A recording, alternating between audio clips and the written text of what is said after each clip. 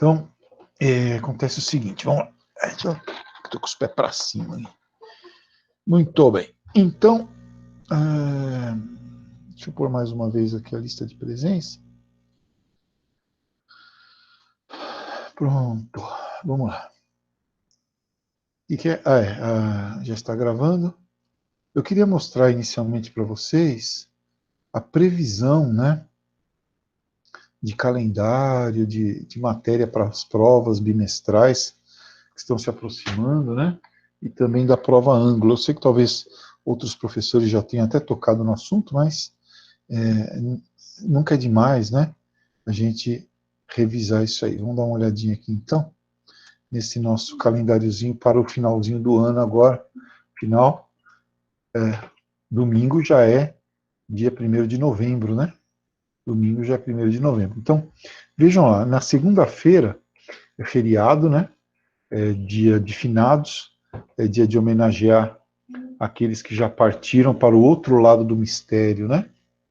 É dia de lavar as lápides, é dia de trocar a água do vaso, que está cheia de bichinho lá da dengue, enfim, dia de orar.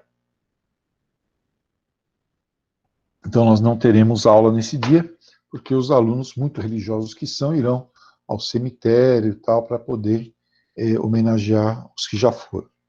Depois, aí nós temos aula na terça, quarta, quinta e sexta. Aí, segunda-feira tem a aula normal. Estaria previsto pelo ângulo, ou está previsto, né, no calendário do ângulo, está previsto no calendário do ângulo a realização da P7, P8 nos dias 10 e 11 de novembro. Parece que alguns professores estão um pouco atrasados em relação à matéria que está sendo cobrada. Então, a escola está pensando em outra data para aplicar essa prova, mas a princípio seria no dia 10 e 11, tá? Então, o ângulo prevê essa prova para 10 e 11, mas esse calendário é flexível.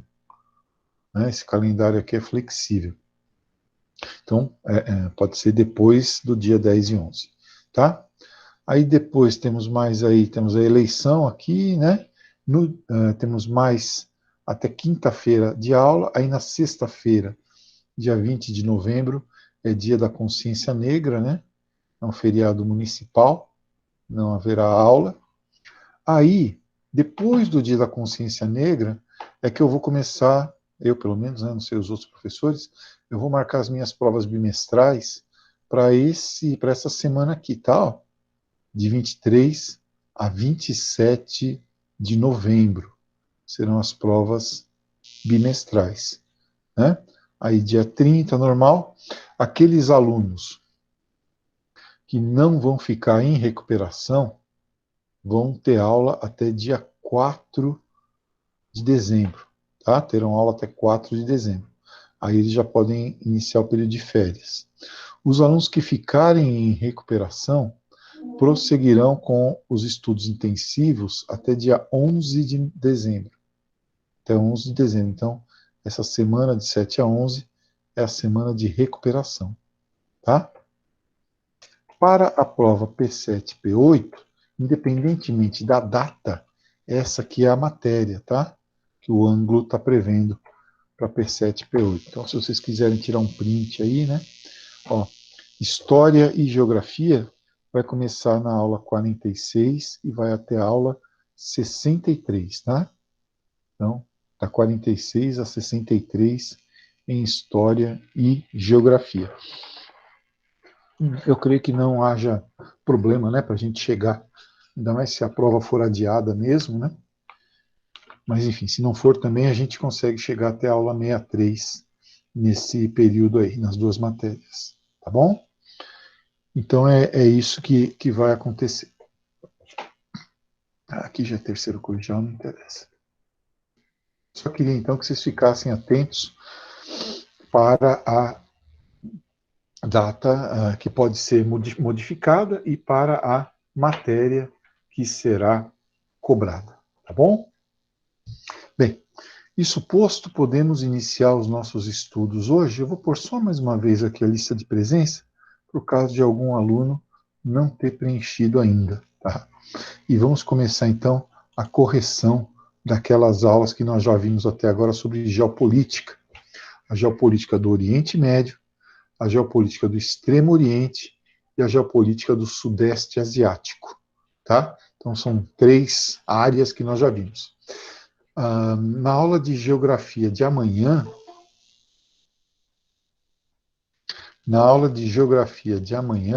nós vamos já trabalhar um outro aspecto, né? Na aula de geografia de amanhã, nós já vamos trabalhar outra região, que é a África, né? Então amanhã nós começamos a estudar a África, tá bom? Vamos começar e depois na semana que vem conflitos africanos e tal. Hoje é só essa correçãozinha aí para a gente rever também alguns conceitos da geopolítica dessas áreas. Para começar, tem aqui um mapa da Palestina, né? Olha que bonito.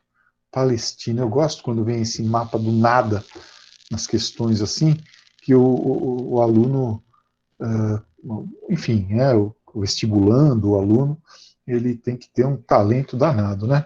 Ó, essa área número 4, claramente, é o mar Mediterrâneo, né? Então, se a gente sabe que a questão trata de Oriente Médio, de Palestina, pelo menos, né? Oriente Médio, está aqui, ó, tá? Na própria questão já está falando. Nós sabemos que a 4 é o mar Mediterrâneo, né? Então, se ele está me falando que a região 4, até porque está em azul, né? Se a região 4 é a Arábia Saudita, já está errado, né? Aqui, ó, ele está falando que 4 é o mar Mediterrâneo, que tá bom.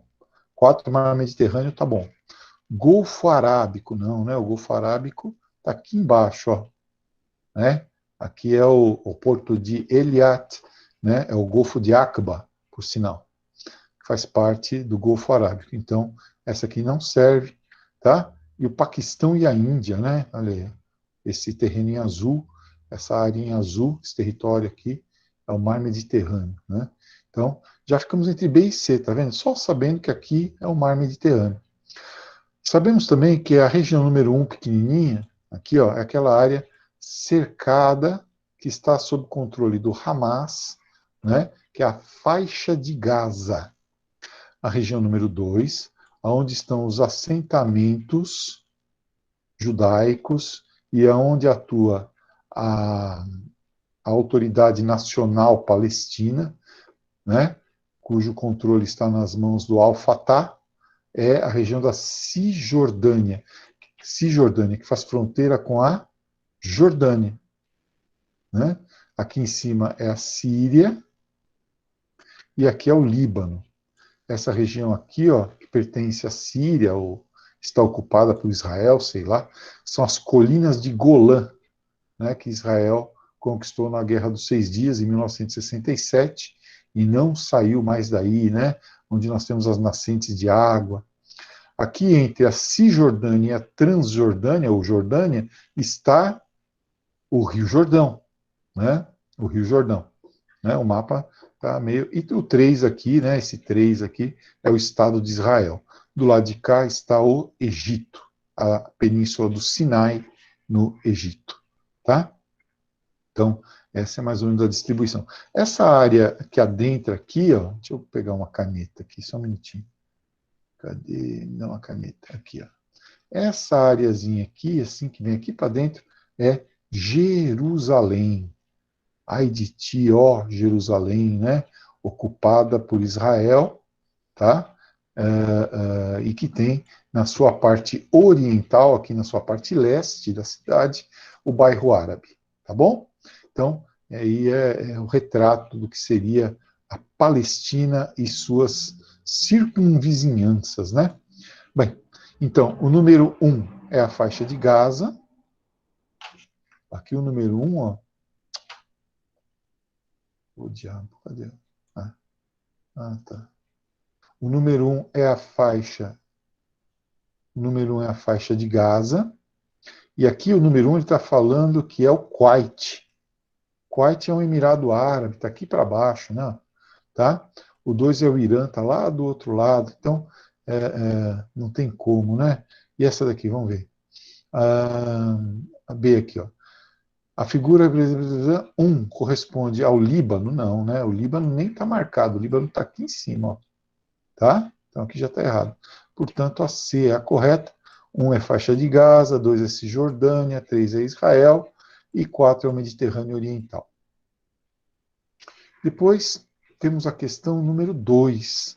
Essa questão número 2 nos mostra uma área marcada abrangendo 4 países. 4 países, né? Então aqui nós temos a Turquia, certo? Aqui nós temos o Iraque, aqui nós temos a Síria e aqui nós temos o Irã, tá? E ainda teríamos um 5º país aqui para cima, que seria já ali na Transcaucásia e tal. Mas essa região do Oriente Médio, né, é o Kurdistão. Kurdistão. Então, esses 30 milhões de curdos vivem nesses diversos países aqui da região, né? Armênia, inclusive, e tal. Tá? E são, por assim dizer, perseguidos, massacrados nos 4 países. Porque aqui no Iraque, lembra? Eles controlam, inclusive, áreas onde tem petróleo e gás natural, né? Aqui na Turquia, eles controlam nascentes de água, inclusive os formadores do Tigre e do Eufrates. Tá? O Kuwait é aqui, tá? Só para saber. Ó. Aqui é o Kuwait. Aqui é o Irã, né? Como eu falei, aqui é a Arábia Saudita. Bem, Jordânia, Israel, Líbano, né? Síria. Então, aqui é o Kurdistão, terra dos curdos, essa minoria sem terra que está tentando aí algum tipo de governo federado, né? Ou algum tipo de autonomia, ok? Então vamos ver. A região em destaque é o Kurdistão, que tem cerca de 26 milhões de curdos, a mais numerosa etnia sem Estado no mundo. É a maior minoria. Essa etnia nativa das áreas montanhosas vive nessa região há 8.000 anos. Em 23, alguns governos da Primeira Guerra Mundial dividiram a área ao assinarem o Tratado de Lausanne, né, que criou 7 países aí, né? Olha aí, ó, e espalhou os curdos por esses 7 países. Considerando o mapa, escreva o nome de 4 países que estão na área do Kurdistão, né? Então tá aqui, ó, Turquia, Iraque, Irã e Síria. Turquia, Iraque, Irã e a Síria, aqui, né? Depois, 2 recursos naturais, né? Então você tem petróleo e água. Quer dizer, as 2 coisas mais valiosas para quem está dentro e para quem está fora do Oriente Médio. Água e petróleo. Tá? Então, dessa maneira, nós temos aí os 2 recursos importantes. Por isso que os curdos dificilmente vão ter apoio a alguma forma de Estado, né, ou de federação. Tá bom? Bem, próxima questão. Essa daqui, olha. A cidade sagrada para as 3 grandes religiões monoteístas do mundo, né? Olha, os judeus com a Torá, os 3 povos do livro, né? Os judeus com a Torá, os muçulmanos com o Alcorão e os cristãos com a Bíblia. Aí é que nós tivemos o Templo de Salomão, aí, nessa cidade, que Maomé subiu aos céus, e aí nessa cidade que Jesus ressuscitou e foi e se sacrificou, etc. Né? Onde nós temos lá a Via Dolorosa. Então, uma cidade importantíssima para as 3 grandes religiões monoteístas do mundo. Está no centro do conflito entre Israel e palestinos. Por quê? Tanto os israelenses quanto os palestinos já declararam que Jerusalém será a sua capital una e indivisível, por questões políticas e por questões religiosas. Abriga templos de grande importância religiosa. Na sua parte ocidental, quer dizer, na parte controlada teoricamente pelos israelenses, está o Muro das Lamentações, né? Outros lugares está lá do lado dos árabes, né? Está a Al-Aqsa, né? Aquela mesquita de Al-Aqsa, né? Ou mesquita do Domo Dourado, aonde Maomé subiu aos céus. Aí também está o Calvário, né? Onde Jesus foi crucificado. Está a tumba lá de onde Jesus levantou, né? E ressuscitou. Bem, o texto faz, inclusive, Israel gostaria que os países todos colocassem as suas embaixadas em Jerusalém. O nosso presidente Jair Bolsonaro chegou a prometer isso, né? Mas quando os árabes disseram, se você fizer isso, duas coisas irão acontecer. Nós não vamos mais vender petróleo e não vamos mais comprar frango do Brasil. Aí ele mudou de ideia imediatamente. Bem, então a cidade é Jerusalém, né? Jerusalém. Uma cidade tão sagrada e, ao mesmo tempo, tão cheia de conflitos, né? Tão cheia de conflitos, tá? Bem, depois, entramos nos exercícios da aula 59 e da aula 60. Olha aí, Universidade Federal Fluminense, lá no Rio de Janeiro. Aí nós temos uma matéria que se refere a um problema diplomático, que é Taiwan, República da China Nacionalista, né? Para onde se mudaram Chiang Kai-shek e o pessoal do Partido Nacionalista, o Kuomintang, quando houve a Revolução Chinesa, né? Eles perderam a Guerra Civil e fugiram para essa área sob proteção dos Estados Unidos. E Taiwan, ou Formosa, né? O nome da ilha também, ou Ilha da Batata Doce, como dizem os moradores de lá, ou ainda República da China Nacionalista, né? Virou um tigre asiático, né? Um país importante dentro do contexto dos tigres asiáticos, e a China comunista, né? A República Popular da China, quer que Taiwan volte para o controle chinês, né? Volte a fazer parte do território da Grande China, né? Só que os taiwaneses não querem fazer isso. E os americanos também não querem entregar Taiwan, né? O governo chinês apresentou ontem ao Congresso Nacional do Povo projeto de lei que autoriza o uso da força contra Taiwan, se houver risco da tomada de medidas unilaterais por parte dessa ilha. Então, se Taiwan decidir se rebelar, se Taiwan decidir ampliar a presença militar norte-americana, se Taiwan decidir instalar mísseis norte-americanos ou comprar armas mais poderosas dos americanos, né, a China conseguiu, né, claro, né, uma ditadura, né, se dá o direito de intervir. No projeto, o governo da China ressalta que uma ação militar será adotada, só na hipótese de esgotamento do processo de negociação pacífica. Né? Afinal de contas, a guerra é a diplomacia por outros meios, né? Como dizia Clausewitz. Vale ressaltar que, sendo o maior aliado da ilha, os EUA, os Estados Unidos, estão obrigados por lei, quando foi fundada a República da China Nacionalista, né, os americanos concordaram, estão obrigados por lei a defendê-la na hipótese de agressão externa. Então, aquilo que seria um conflito meramente local iria se tornar um grande conflito. Mas veja que essa notícia é de 2005, né? Então, de lá para cá, já se passaram 15 anos, né? E isso não aconteceu um conflito ainda. Assinale a alternativa contendo o fator que explica esse conflito. Está aqui, ó. A evolução política interna de Taiwan, que reforça sua autonomia completa e seu reconhecimento internacional. tá? Então, é isso aí a correta. Depois, ESPM, Escola Superior de Propaganda e Marketing, olha que bonitinho. Guias distribuídos pelo Comitê Organizador dos Jogos Olímpicos de 2008. Você se lembra, os Jogos Olímpicos de 2008 aconteceram em Pequim, na China, né? Forneceram a visão do governo da China, então aqui é a visão do governo da China, vamos destacar isso que é importante, sobre temas espinhosos, né?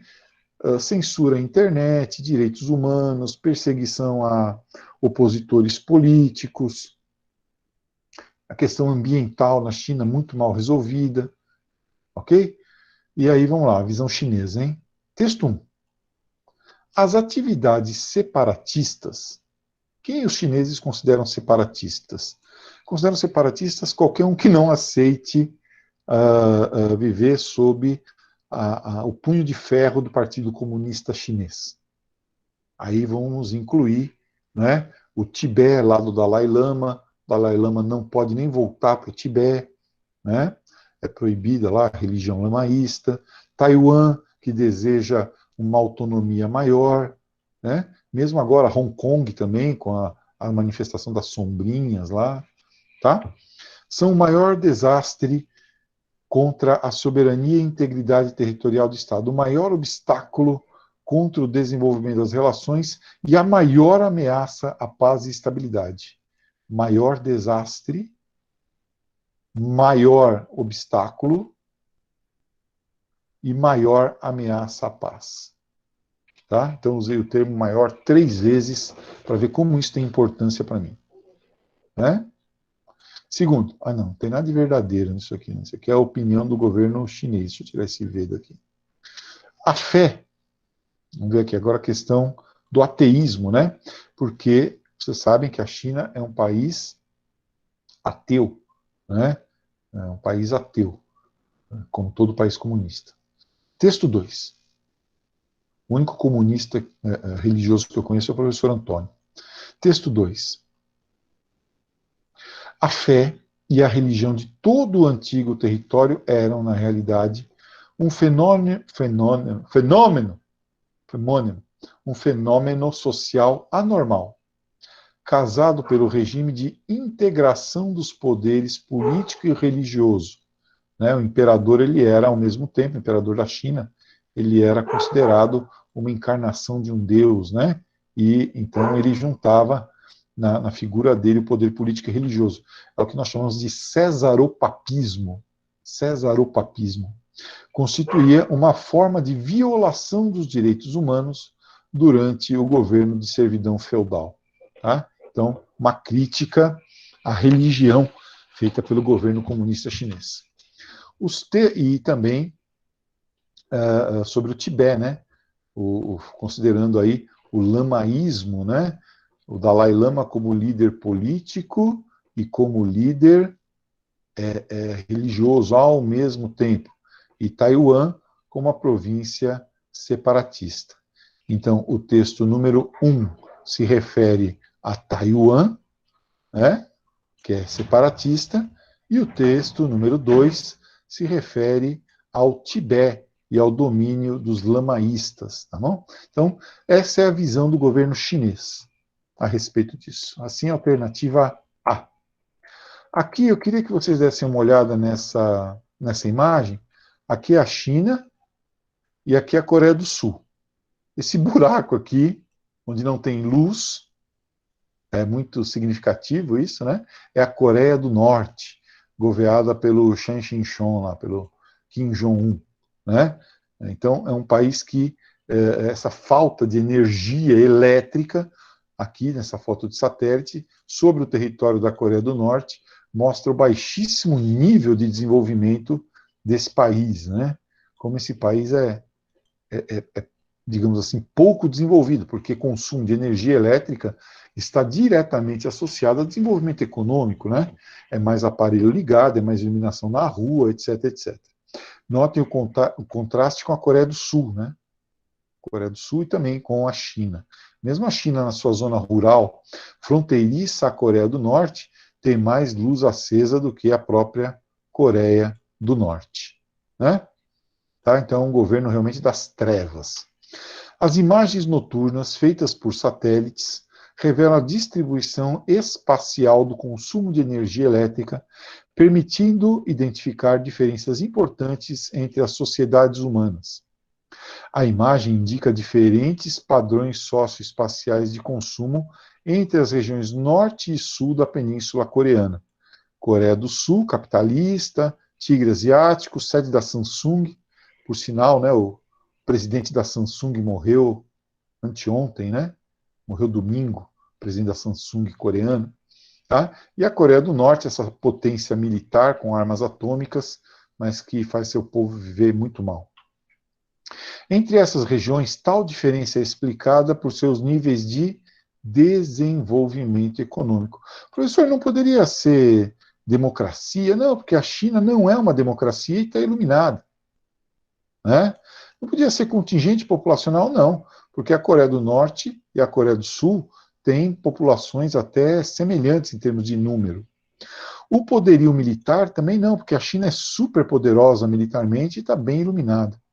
Então é a alternativa D, o desenvolvimento econômico. Questão número 4, mais uma aí da Coreia do Norte. Coreia do Norte anuncia estado de guerra com a Coreia do Sul. Vamos lá. A Coreia do Norte anunciou em 2013 estado de guerra com a Coreia do Sul e que negociará qualquer questão entre os dois países sob esta base, como se estivessem em guerra. Abre aspas. A partir de agora, as relações intercoreanas, porque houve durante algum tempo até uma ideia de reunificação, né? Nós já falamos sobre isso, o potencial econômico da Coreia do Sul, junto com o potencial militar da Coreia do Norte, faria surgir uma potência regional bem em frente ao Japão, que é o grande aliado norte-americano nessa área. Iria desestabilizar as relações geopolíticas lá no Extremo Oriente. Estão em estado de guerra. E todas as questões entre as duas Coreias serão tratadas sob protocolo de guerra. Protocolo, fenômeno, declara um comunicado atribuído a todos os órgãos do governo norte-coreano. A tensão observada entre a Coreia do Norte e a Coreia do Sul tem como motivo. Vamos lembrar que os dois países estiveram em guerra, né? Entre 50 e 53, inclusive. Tá? E durante a Guerra Fria, né? Inclusive, vamos lembrar também que entre Coreia do Norte e Coreia do Sul nunca foi assinado um tratado de paz, apenas um cessar-fogo. Apenas um cessar-fogo, apenas paralisaram lá as hostilidades. Bem, divergências políticas e comerciais, a sua origem se deu após a emergência da nova ordem mundial. Não, a Guerra da Coreia foi entre 50 e 53, durante a Guerra Fria.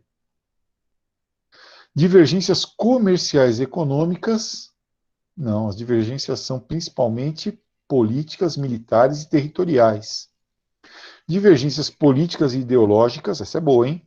Sendo sua origem e após a nova ordem mundial. Não, foi antes. O começo está certo, mas o final está errado. A correta é a D, né? Divergências políticas e ideológicas com origem durante a Guerra Fria. Questão número 5. Olha aí, para quem quer ser um filho da PUC, lá do Paraná. No início do ano 2000, nós estamos vendo aqui, então, a Ásia Indostânica e um trecho da Ásia, do Extremo Oriente. Né? Então, a China, com interesse nessa região, bomba atômica, tem a China. O Paquistão, com interesse nessa região, o Paquistão tem bomba atômica. E a Índia, com interesse nessa região, a Índia tem bomba atômica. O Nepal não, coitado do Nepal. Né? Ele só está aí de alegre. Aqui é um outro país chamado Butão. Aqui é outro país chamado Bangladesh. Tá? Aqui nós já vamos para o Sudeste Asiático, que já é outro esquema, né? Já é outra região geopolítica falando. Aqui é o Afeganistão. E aqui é o Sri Lanka. Bem, e daí? No início do ano 2000, a região passou a ser sacudida por um terremoto. Terremoto. né? Vamos lembrar que aqui está o Himalaia, né? O Himalaia. E aqui nós temos a placa indiana e a placa asiática. E essas duas placas têm movimento convergente, né? Que produz o aparecimento dos dobramentos modernos, mas que também provoca terremotos. Essa região, basicamente, que aparece aqui, é a região da Caxemira, né? Caxemira, que tem aquelas passagens transhimalayanas, né? Transhimalayanas entre a Ásia Central e a Ásia Indostânica. Provocou a morte de dezenas de milhares de pessoas e incontáveis danos materiais. A região em questão e os países mais atingidos. Deserto de Gobi, pessoal, é lá na Mongólia, né? Nem aparece aí. É a Caxemira, né? Paquistão e norte da Índia, Azad e Jammu Caxemira, tá? E mais a China também, né? Principalmente depois que a China passou a ser aí uma potência emergente. Cisjordânia no Oriente Médio, altiplano tibetano no Tibete, naturalmente, e Sibéria é lá na Rússia, no norte. Pronto. Então, são essas as questões das aulas 59 e 60. Próximo encontro, começamos a estudar. No próximo encontro, nós começamos a estudar a África, tá? Então, a geopolítica africana e depois os conflitos africanos. É o que nos aguarda a partir de amanhã. Eu recebi aqui uma mensagem, um WhatsApp de um aluno, que eu não sei muito bem quem é. Ah, não, é do 9º ano. Tá. Então não é de vocês. Então eu aguardo, tá bom? Aguardo Felipe Parolini, sua lição e namastê. Até amanhã. Tchau, tchau.